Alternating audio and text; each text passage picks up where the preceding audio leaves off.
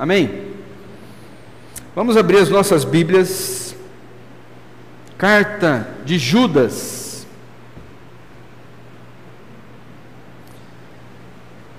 Não é um texto muito comum. Alguns nem sabem onde está, mas é um livro antes de Apocalipse. Então ficou fácil agora, né? Você vai em Apocalipse, vem voltando assim, você vai encontrar. Só tem um capítulo.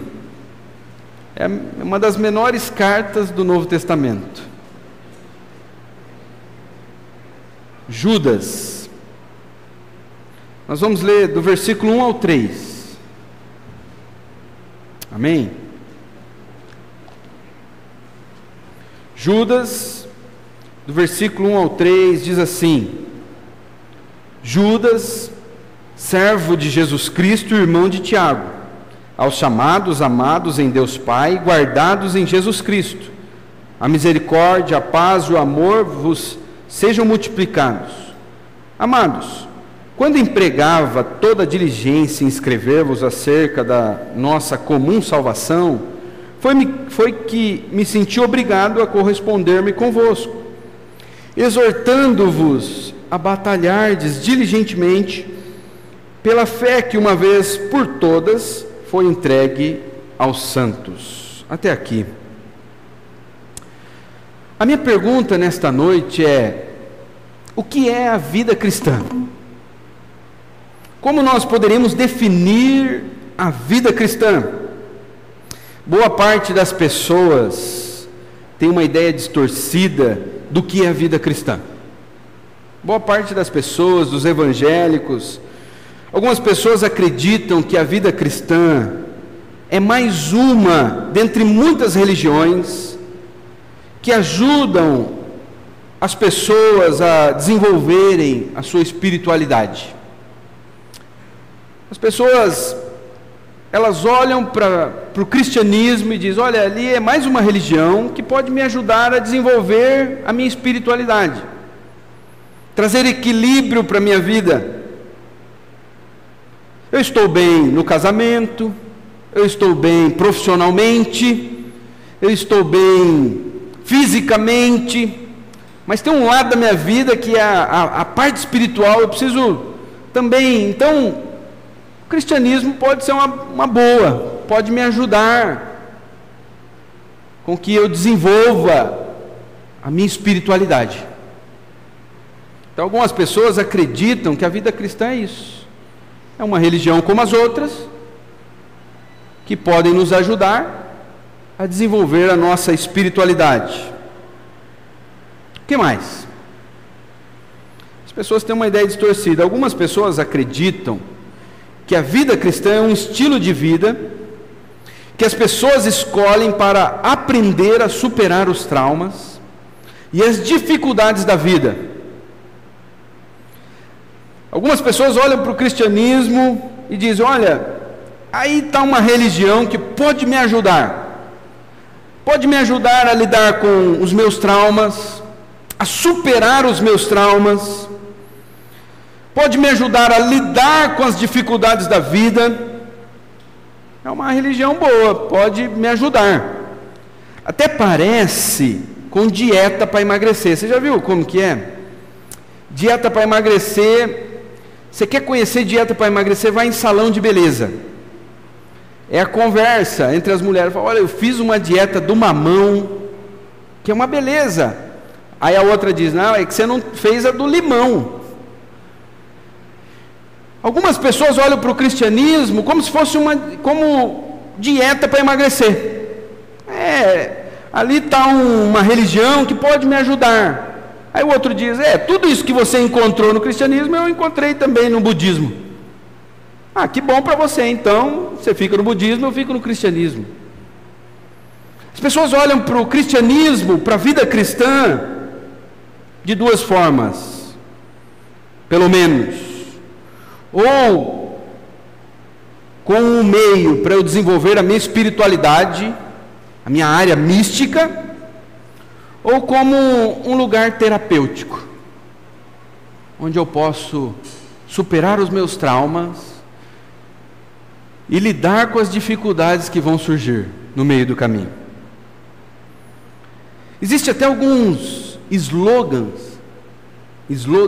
de algumas igrejas, que é interessante. Eu vi uma hoje, o slogan da igreja era assim, uma igreja grande: venha para cá. Por quê? Porque aqui é um lugar onde, aqui é um jeito alegre e feliz de viver. Aqui a nossa igreja é assim, é um jeito alegre e feliz de viver. É slogan da igreja. As pessoas olham para as igrejas como um lugar onde eu posso ser feliz, onde eu posso superar os meus traumas, desenvolver a minha espiritualidade. Olham para o cristianismo dessa maneira. Mas como a Bíblia descreve a vida cristã? Na semana passada a gente viu que a vida cristã é comparada a uma grande corrida. E não é uma corrida qualquer, é uma maratona. Vocês já viram maratona como que é? 40 quilômetros, 60 quilômetros correndo. São corridas que duram 6, 8 horas. E a vida cristã é comparada a uma grande corrida, uma maratona. Hebreus 12:1 diz: portanto, também nós, uma vez que estamos rodeados por tão grande nuvem de testemunhas, livremo-nos de tudo o que nos atrapalha e do pecado que nos envolve, e corramos com perseverança a corrida que nos é proposta. Ou seja, Deus nos propõe uma corrida. Isso é vida cristã, é correr numa maratona. E não existe nada fácil em se correr uma maratona. É uma corrida com muitos obstáculos, é uma corrida com muitas lutas. Nós vamos ter que lutar contra o pecado, contra o mundo, contra a carne e contra o diabo. Não é uma corrida fácil. Você vai suar muito, você vai se cansar em alguns momentos. É uma corrida com muitas tribulações, com muito sofrimento. Veja como o atleta ele se encontra quando ele termina a corrida. Ele está sorrindo. Alguns desmaiam quando... Vocês já viram? O cara, porque é desgastante, é sofrível. E o autor da carta aos Hebreus diz que a vida cristã é uma corrida. Então, se você veio para o cristianismo, é isso que te espera, meu amigo, é corrida, maratona. Agora, a Bíblia também descreve a vida cristã como uma grande batalha. 2 Timóteo 4,7, Paulo vai nos dizer: combati o bom combate, terminei a corrida e guardei a fé. No mesmo texto ele diz que a vida cristã é um combate e é também uma corrida. Nenhuma das duas imagens são imagens prazerosas, no sentido de lazer. Correr é desgastante, é sofrível, e combate, luta também é algo terrível.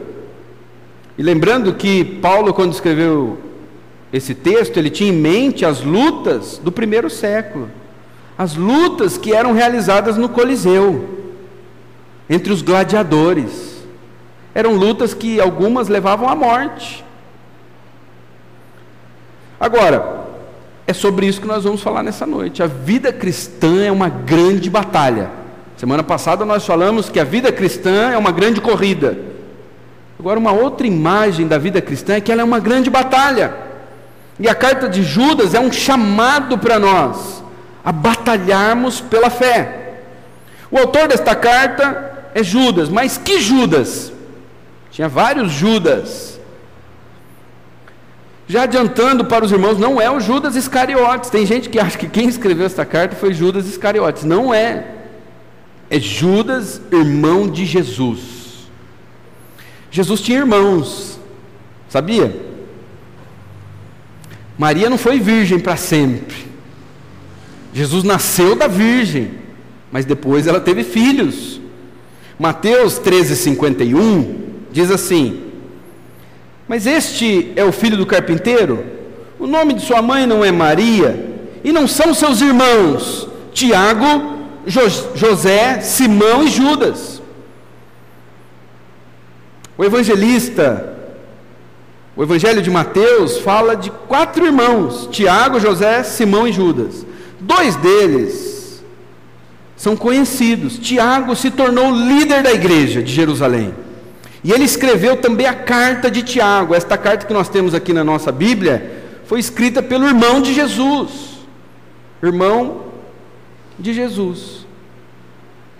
E Judas escreveu essa outra carta. E veja como Judas se apresenta nesta carta. Versículo 1, a parte A, ele diz: Judas, servo de Jesus Cristo, irmão de Tiago. Ele não se declara irmão de Jesus, porque ele poderia dizer. Mas ele está mostrando para todos nós que ele não tem privilégios com relação a Jesus mais do que nós. Ele é como nós em relação a Jesus. Ele é um servo. E a palavra servo é escravo. Mas ele diz: olha, eu sou servo de Jesus Cristo, irmão de Tiago. E por que ele diz irmão de Tiago? É como um referencial. Judas talvez não fosse muito conhecido, mas Tiago era um líder em evidência, o líder da igreja de Jerusalém. Então Judas diz: hoje eu sou irmão do Tiago. É um referencial e é também uma credencial. Eu não sou qualquer um, viu? Eu estou escrevendo aqui, mas eu sou irmão do Tiago, o apóstolo. O apóstolo não, perdão. O irmão de Jesus. Então ele se apresenta como servo e irmão de Tiago. Agora, quem são os destinatários da carta? Pelo conteúdo da carta, nós vamos perceber que eram judeus. Por quê? Porque Judas ele faz várias referências ao Antigo Testamento. E os judeus tinham um bom conhecimento do Antigo Testamento. Eram judeus que se converteram ao cristianismo. E como que Judas descreve os seus destinatários? Versículo 1, a parte B, ele diz: aos chamados, amados em Deus Pai e guardados em Jesus Cristo. Judas faz uma referência aos seus destinatários. Ele faz 3 referências. Ele diz que eles são chamados. O que isso significa? Significa que eles foram chamados por Deus para fazerem parte do seu povo. Significa que quando Deus os chamou, eles não resistiram ao chamado de Deus. Quando Deus chamou eles vieram. João 10, 27 diz: as minhas ovelhas ouvem a minha voz, eu as conheço e elas me seguem. Tiago está dizendo: vocês são chamados. Quando Deus chamou vocês para fazerem parte do povo dele, vocês não resistiram à voz de Deus, vocês vieram.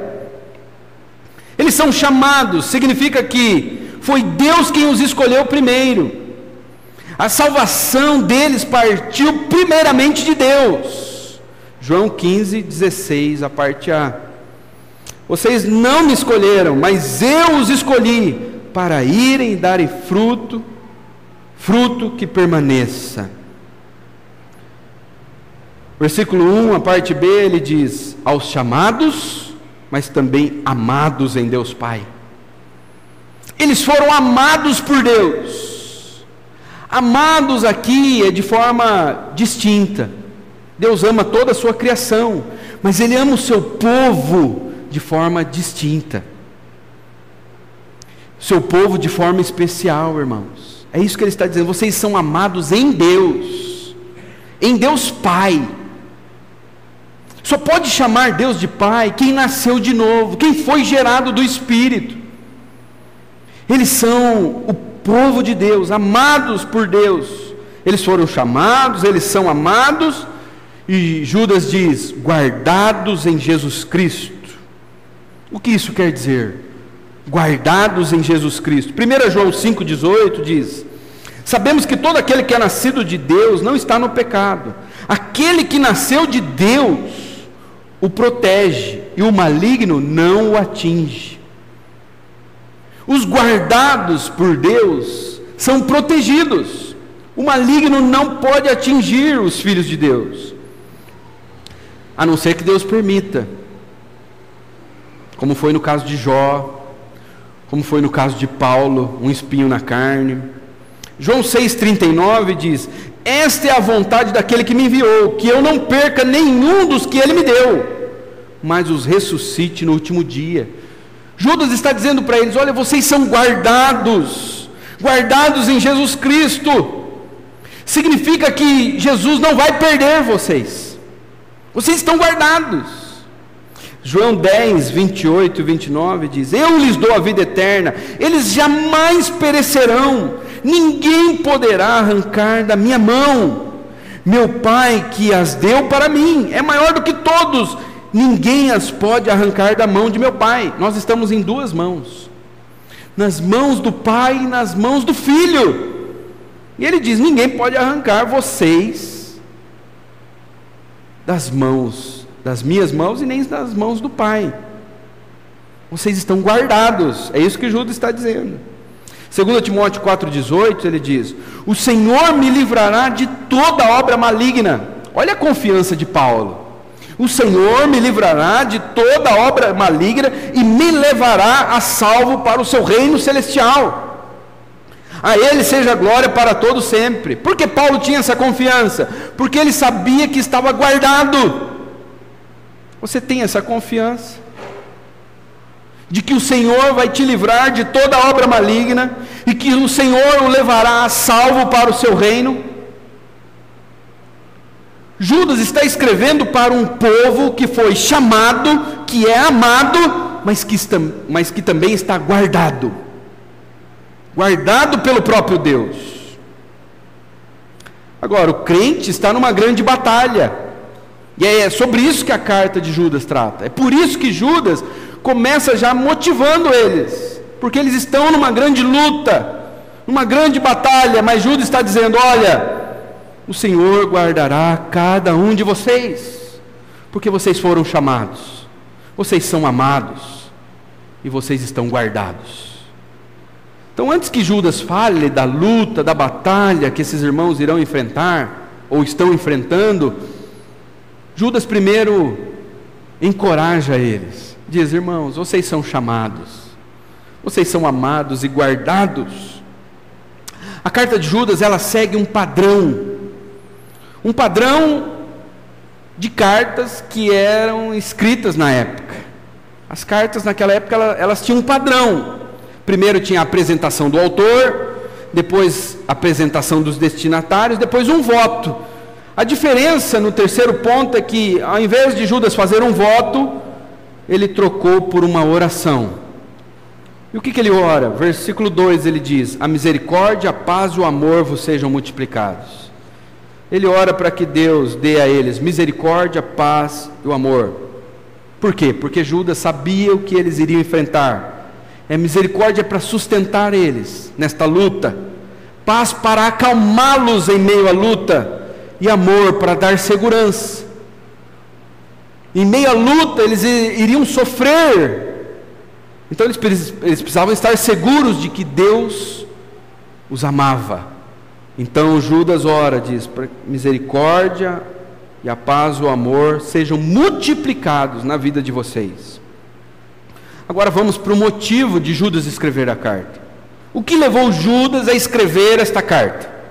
Versículo 3: amados, quando empregava toda diligência em escrever-vos acerca da nossa comum salvação, foi que me senti obrigado a corresponder-me convosco, exortando-vos a batalhardes diligentemente pela fé que uma vez por todas foi entregue aos santos. Eu vou ler numa outra tradução, a Bíblia na linguagem de hoje, para vocês terem uma ideia mais clara. O mesmo versículo na Bíblia na tradução da Bíblia da linguagem de hoje diz: meus queridos amigos, eu estava fazendo todo o possível para escrever a vocês a respeito da salvação que temos em comum. Então senti que era necessário escrever agora para animá-los a combater a favor da fé que uma vez por todas Deus deu ao seu povo. Então, primeiro, Judas diz que estava escrevendo sobre salvação.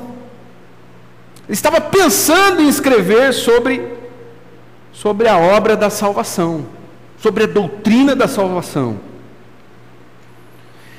E que assunto importante, não é verdade?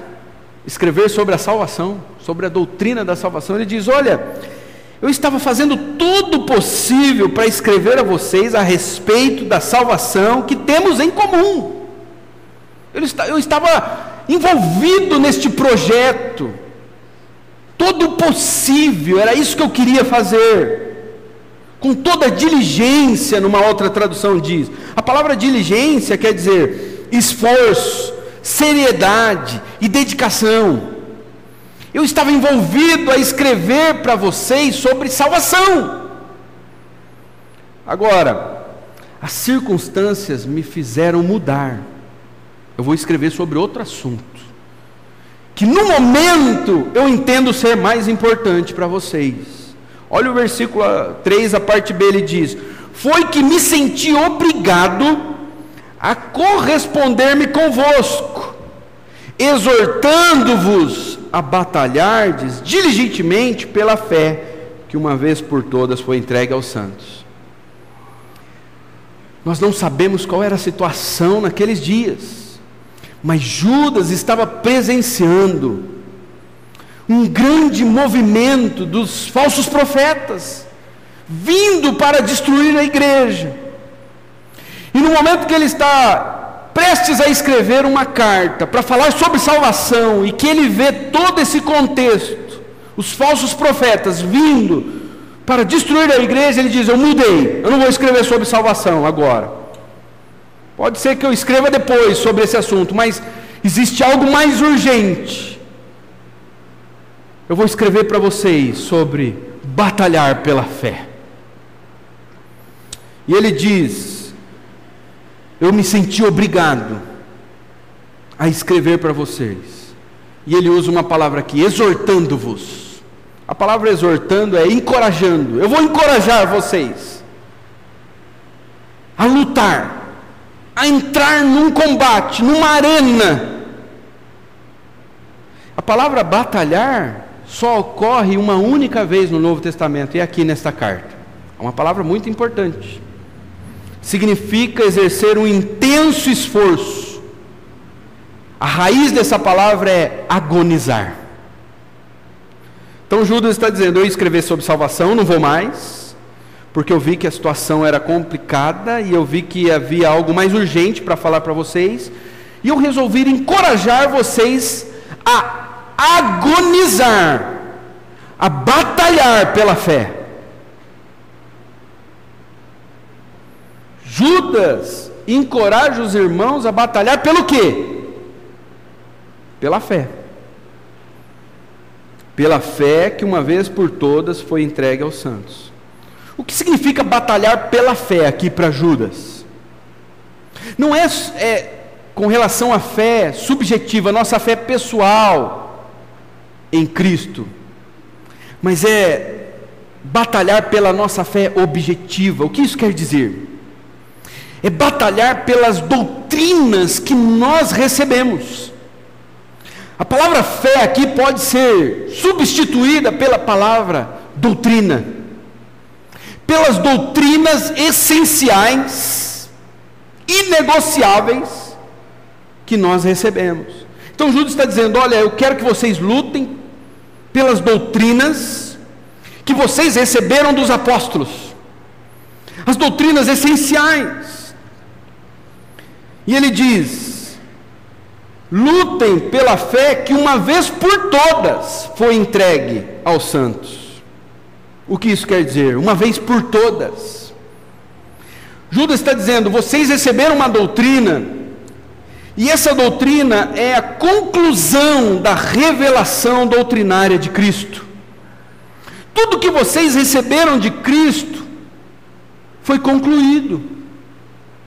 É uma fé que vocês receberam de uma vez por todas, que foi entregue a vocês. Qualquer acréscimo daquilo que foi entregue a vocês, seja maldito. Vocês receberam uma fé que uma vez por todas, não tem mais nada que seja acrescentado, que deva ser acrescentado. E é por esta fé, por estas doutrinas que vocês devem lutar. Qualquer coisa que vier a mais do que isso, do que já foi entregue a vocês de uma vez por todas, é maldito. E Paulo vai dizer isso lá em Gálatas 1:8, ele diz: mas ainda que nós mesmos, um anjo do céu pregue um evangelho diferente daquele que lhes pregamos, que seja amaldiçoado. Então a vida cristã é isso. A vida cristã é uma batalha. E a Bíblia, irmãos, ela está cheia de referências a isso, nos dizendo que a vida cristã é uma batalha. Judas diz: olha, eu ia escrever para vocês sobre salvação, mas eu fui impelido a mudar o assunto. Eu ia escrever sobre salvação, um assunto extremamente importante, mas a situação era tão crítica, os falsos profetas estavam invadindo as igrejas, e Judas diz: eu tive que mudar e encorajar vocês a batalhar pela fé, a agonizar, uma fé tão preciosa, que são as doutrinas essenciais do Evangelho, que vocês receberam, e vocês receberam essas doutrinas de uma vez por todas, não tem mais nada que seja, que possa ser acrescentado a estas doutrinas. E ele diz para nós: isto é a vida cristã, é isso aí. Vocês querem saber o que é a vida cristã? A vida cristã é isso, é batalhar pela fé. E a Bíblia vai nos mostrar isso em vários textos. 1 Timóteo 1:18 e 19, Paulo instruindo o jovem pastor Timóteo, ele diz: Timóteo, filho meu, dou-lhe esta instrução segundo as profecias já proferidas a seu respeito, para que, seguindo-as, você combata o bom combate, mantendo a fé e a boa consciência, que alguns rejeitaram e por isso naufragaram na fé. Qual que é a orientação de Paulo para um jovem pastor como Timóteo? Ele diz: combata o bom combate. Por quê? Porque a vida cristã é isso, é uma luta, é uma batalha. 1 Timóteo 6,12 diz: combata o bom combate da fé. E fé aqui é o mesmo significado de fé lá em Judas. Combata o bom combate das doutrinas essenciais do Evangelho. Tome posse da vida eterna, para o qual você foi chamado, e fez a boa confissão na presença de muitas testemunhas. Em 2 Timóteo 4,7, o texto que nós já havíamos lido, o próprio Paulo diz que a vida dele foi um combate. Ele diz: combati o bom combate, terminei a corrida e guardei a fé. Então você tem dúvida ainda de que a vida cristã é uma batalha? A vida cristã é isso aqui, é uma batalha. E não é uma batalha qualquer, não. É uma batalha que, segundo a tradução aqui, irmãos, é agonizante. É uma batalha terrível, difícil, dolorida. Isso é a vida cristã. Agora, algumas aplicações para nós. Por que nós devemos batalhar pela fé? Primeiro, porque é uma ordem. Nós devemos batalhar pela fé porque é uma ordem, não é uma opção para nós, para os crentes. 1 João 4,1 diz: amados, não creia em qualquer espírito. O que João está dizendo? Não creia em qualquer espírito. A palavra espírito aqui quer dizer ensinamento, falso profeta. Mas examinem os espíritos. João, ele tinha a percepção de que tudo aquilo que os falsos profetas ensinavam, eles estavam ensinando debaixo da influência de espíritos demoníacos. Então ele diz: quando vocês forem examinar o ensinamento das pessoas, examinem os espíritos, examinem que espírito está por trás dessa pessoa que está ensinando. Veja se o ensinamento desta pessoa não é um ensinamento demoníaco, para ver se eles procedem de Deus, porque muitos falsos profetas têm saído pelo mundo. Não são poucos, irmãos, são muitos, e eles são missionários, eles vão pelo mundo. Por que nós devemos batalhar pela fé? Pelo amor que temos para com as pessoas. Tem muita gente sendo enganada, sendo iludida. Olha o que diz Provérbios 14, 25. A testemunha que fala a verdade salva vidas, mas a testemunha falsa é enganosa. Nós somos chamados para sermos testemunhas de Cristo, irmãos. E a testemunha que fala a verdade, ela está salvando vidas. Nós temos que batalhar pela fé, porque tem muitas pessoas sendo enganadas, que estão morrendo com o falso ensino. 2 Timóteo 2, 15, 18, ele diz: procura apresentar-se a Deus aprovado, como obreiro que não tem do que se envergonhar, que maneja corretamente a palavra da verdade. Evita as conversas inúteis. Você tem que manejar bem a palavra, mas não é para ficar discutindo coisas inúteis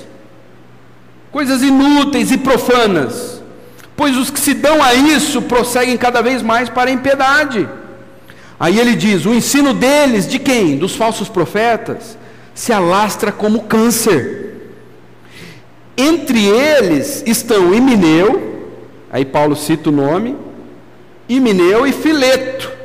Estes se desviaram da verdade, dizendo que a ressurreição já aconteceu, e assim alguns perverteram a fé.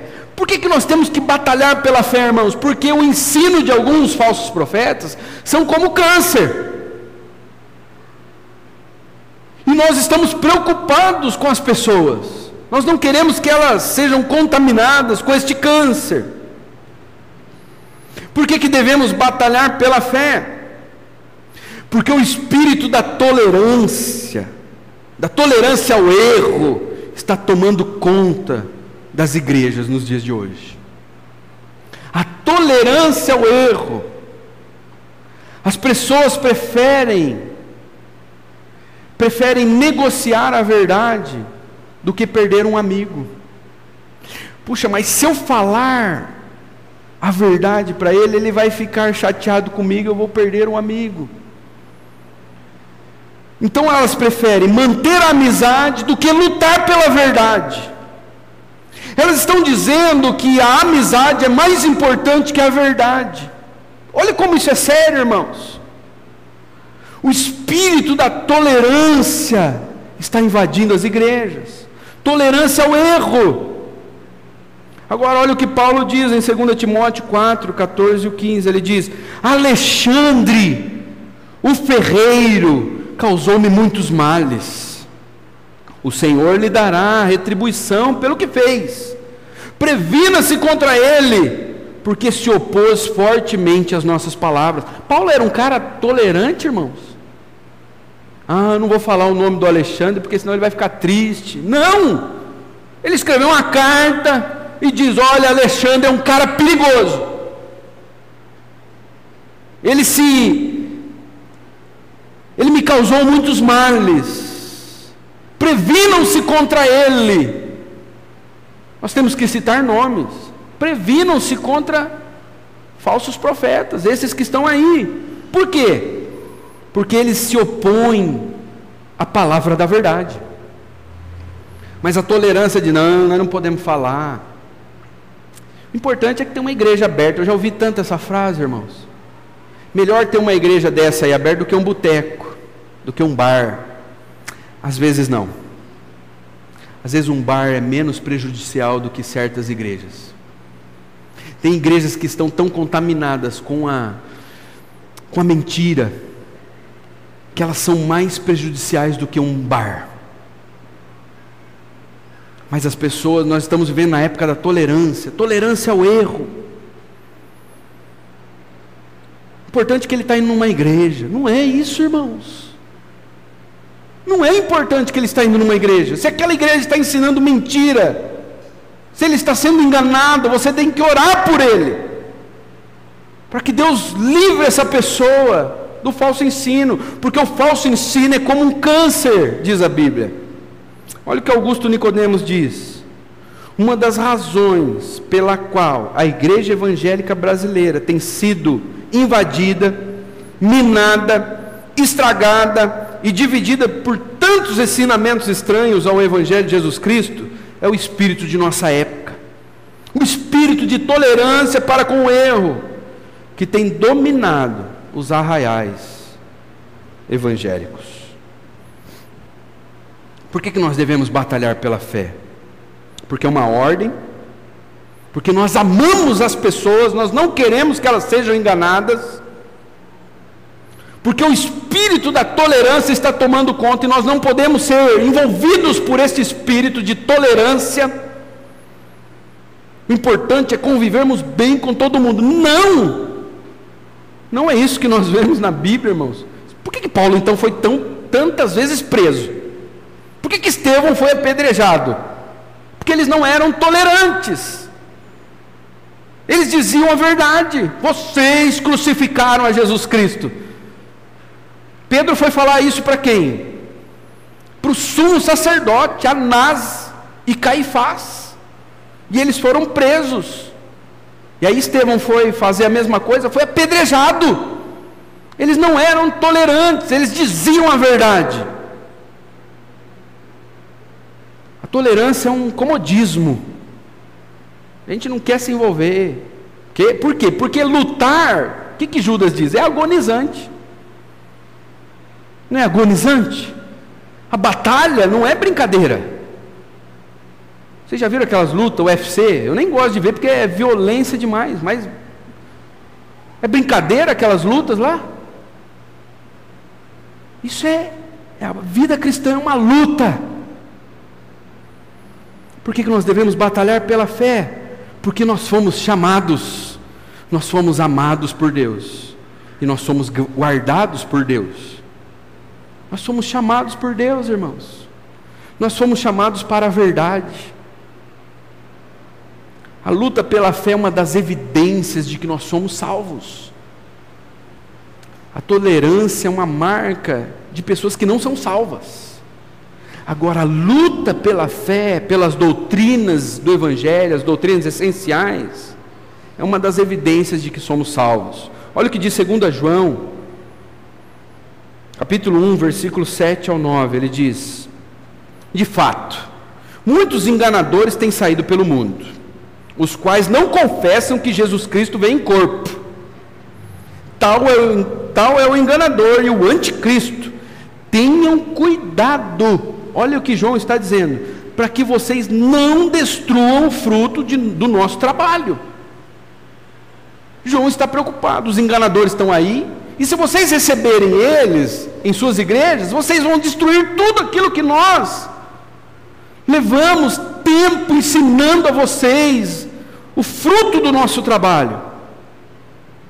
Antes, sejam recompensados plenamente. Se vocês rejeitarem esse povo, vocês vão ser recompensados.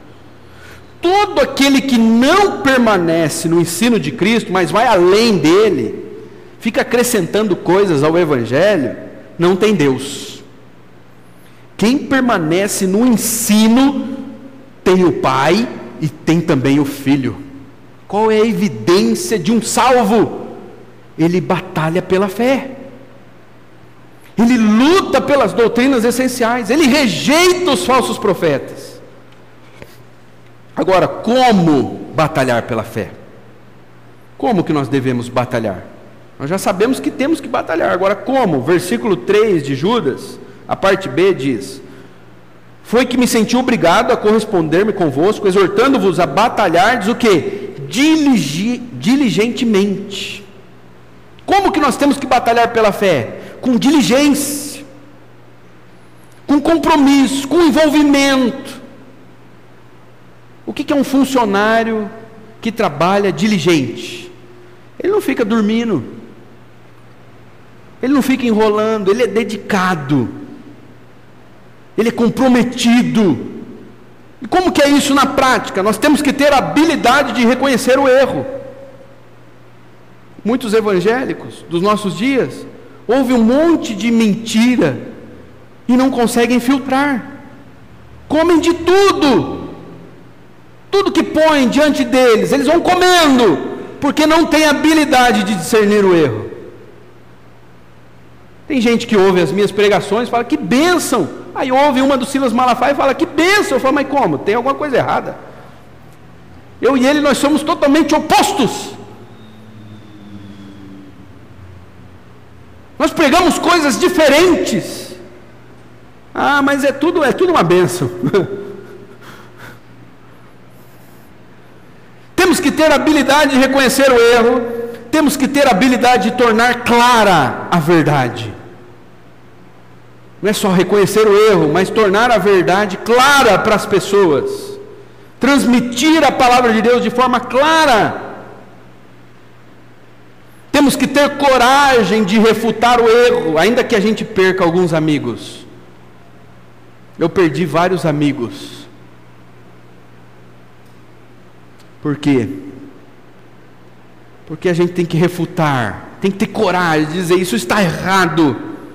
Não é assim, meu amigo. Temos que repreender os falsos profetas. Temos que repreender eles. Em alguns casos, teremos que excluir os falsos profetas do nosso meio. Em alguns casos, nós teremos que nos excluir. Se ele não sai, então nós é que temos que sair. Ah, mas minha igreja é uma bênção, mas está cheio de falsos profetas, cheio de ensino. E eu já exortei eles a mudarem, mas eles não mudam, então é eu que saio. Em alguns casos nós teremos que excluir eles. Em alguns casos nós teremos que nos auto-excluir. Agora, fazer tudo isso é o quê? É diversão no parque? Não. É igual andar de roda gigante? Não. É luta, é cansativo, é agonizante, é desgastante, é um desgaste emocional, irmãos. Lutar pela fé. Nós temos que estudar a palavra, nós temos que memorizar, nós temos que nos envolver com a palavra de Deus. Isso não é fácil, é cansativo, é agonizante, mas Deus nos chamou para isso. Isso que é a vida cristã. Agora, se nós baixarmos nossas espadas, o povo será destruído.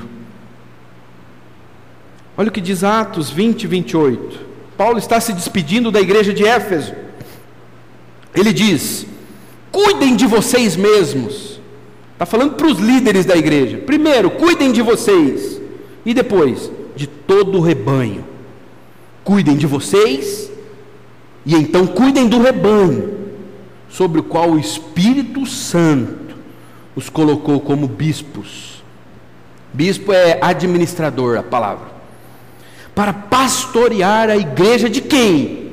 A igreja de Deus, que Ele comprou com o seu próprio sangue. Por que nós temos que batalhar pela fé, irmãos? Para cuidar da igreja. A igreja que foi comprada com o sangue de Jesus.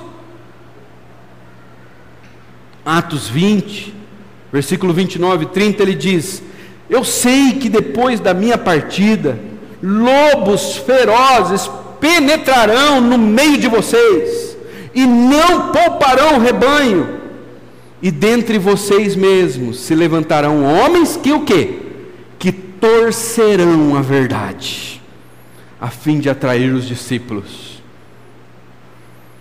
Nós temos que batalhar pela fé, porque senão nossa igreja será destruída. Quantas igrejas já fecharam por causa de heresias que invadiram a igreja? E quantas igrejas eram firmes na fé e hoje não tem nada a ver com igreja? Vocês conhecem. Na nossa cidade, igrejas que eram firmes e que hoje nem se parecem com uma igreja. Por quê? Porque eles foram entrando, os lobos vieram de fora e se levantaram no meio do povo. Provérbios 29, 18 diz, onde não há revelação divina, onde a palavra de Deus não é pregada, o povo se desvia. Mas como é feliz quem obedece à lei.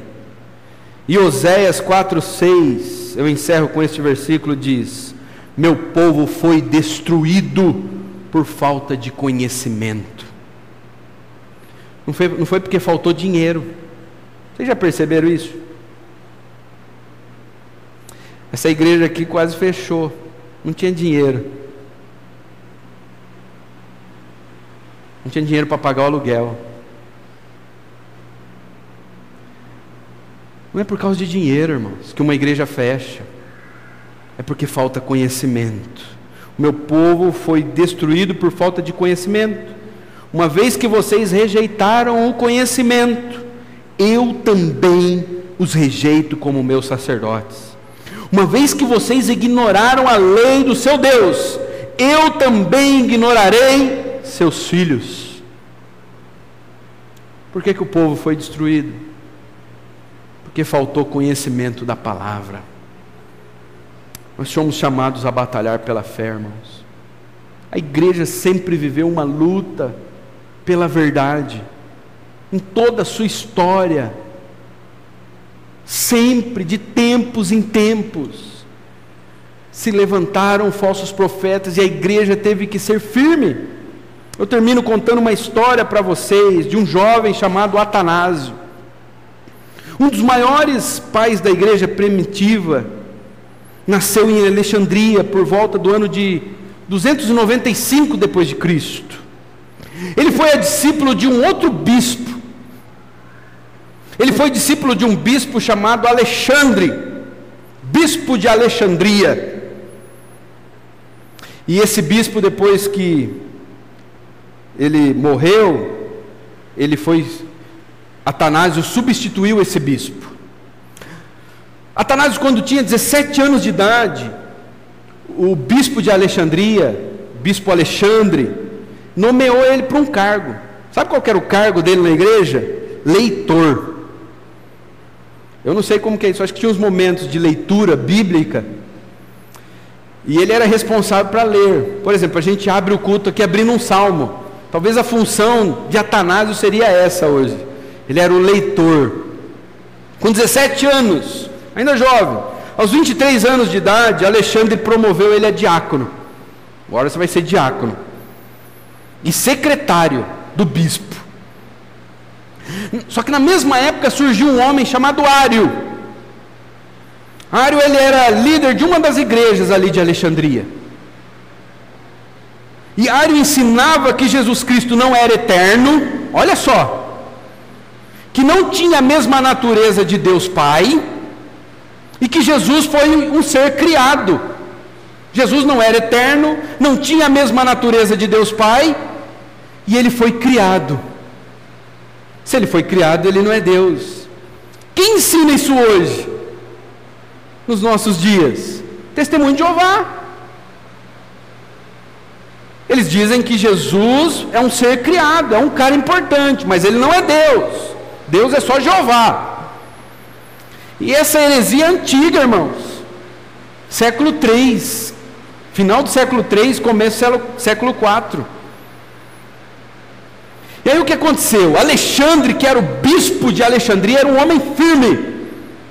Ele reuniu os líderes da região, mais de 100 líderes. Vamos fazer uma assembleia. E eles começaram a analisar as ideias de Ário. Aí eles chegaram à conclusão seguinte: Ário tem que ser expulso. Ário não queria se arrepender e voltar atrás. Então Ário foi expulso.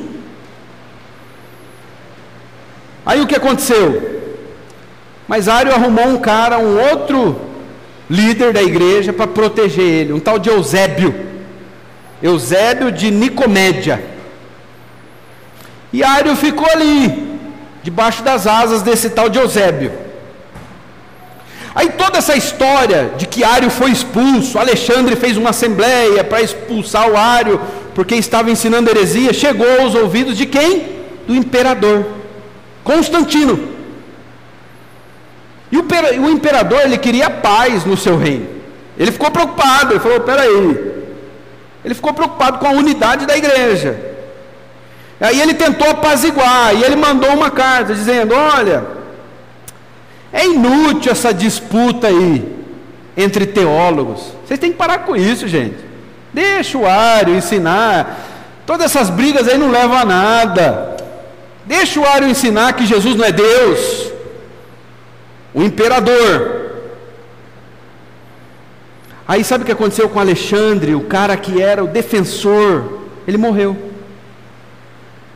Alexandre morreu em abril do ano 328, mas antes de morrer, ele já percebeu que estava para morrer. Quem que ele pôs para substituir ele? Atanásio, o diácono da igreja, o jovem.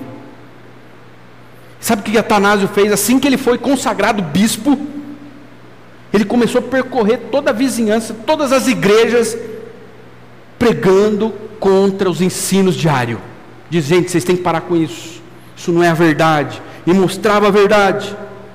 E ele fez isso para afastar as ovelhas de uma contaminação com as heresias.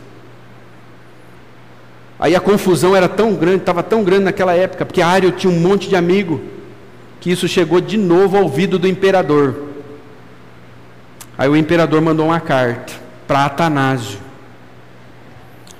Ele disse assim: olha, como você conhece os meus desejos, que eu quero paz, ore para admitir livremente todos que desejarem entrar na igreja.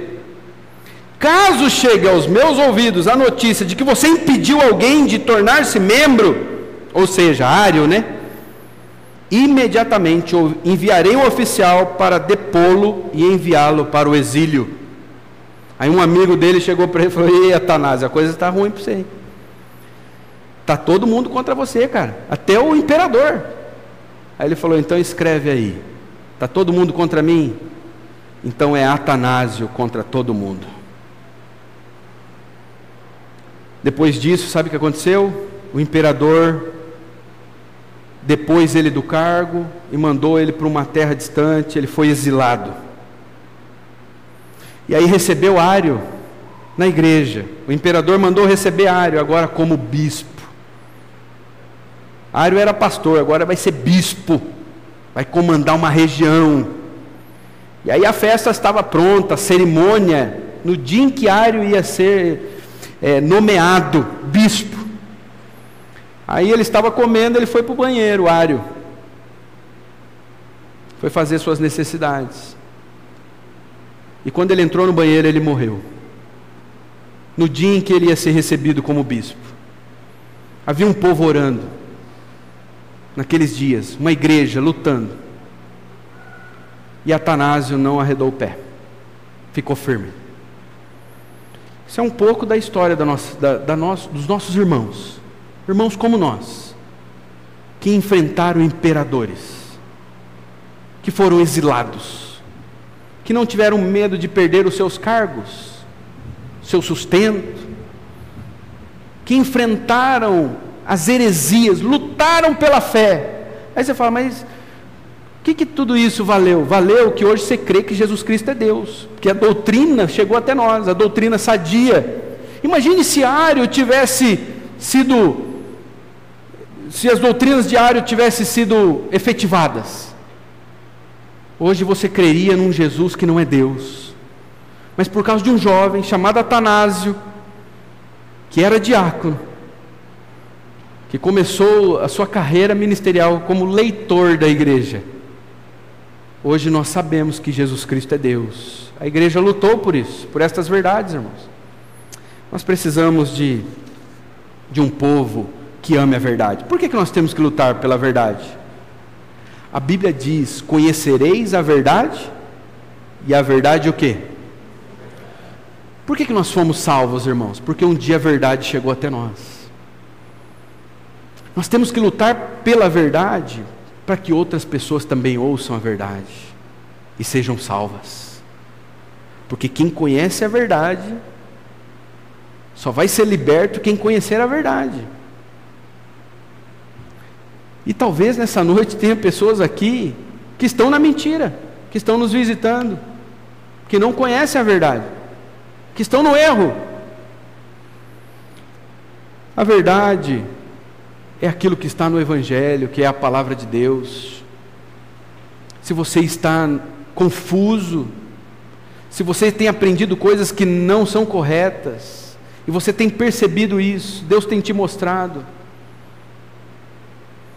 você tem que tomar uma posição e se entregar a Jesus, de verdade.